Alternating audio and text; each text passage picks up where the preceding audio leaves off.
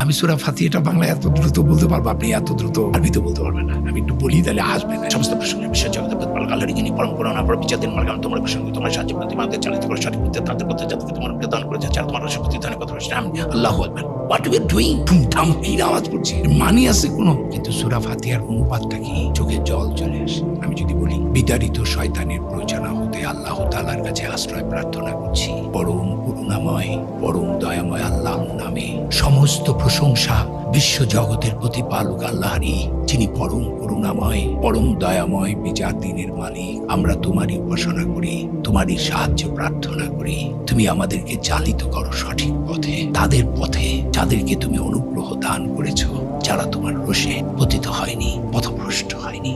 আমি আউযু বিল্লাহি মিনাশ শাইতানির রাজিম। বিসমিল্লাহির রহমানির রহিম। আলহামদুলিল্লাহি রাব্বিল আলামিন। আর রহমানির রহিম। মালিক ইয়াউমিদ্দিন। ইয়াকা না'বুদু ওয়া ইয়াকা নাস্তাঈন। ইহদিনাস সিরাতাল মুস্তাকিম। সিরাতাল্লাযীনা আন'আমতা আলাইহিম গায়রিল মাগদুবি আলাইহিম ওয়ালাদ-দাল্লিন। কি সুন্দর। আমি এখন যেটা আরবিতে পড়লাম, আমি প্রত্যেকটা ওয়ার্ড বুঝি। এবং দেখেন সূরা ফাতিহাটা আমার দিয়ে বলা আছে, আমি নাই। আমার মানে হচ্ছে আমি নবীর উম্মত হিসাবে সমগ্র মুসলমানদের প্রতিনিধিত্ব করে কিন্তু মুসলমানদের হয়ে কিন্তু আল্লাহর কাছে প্রার্থনা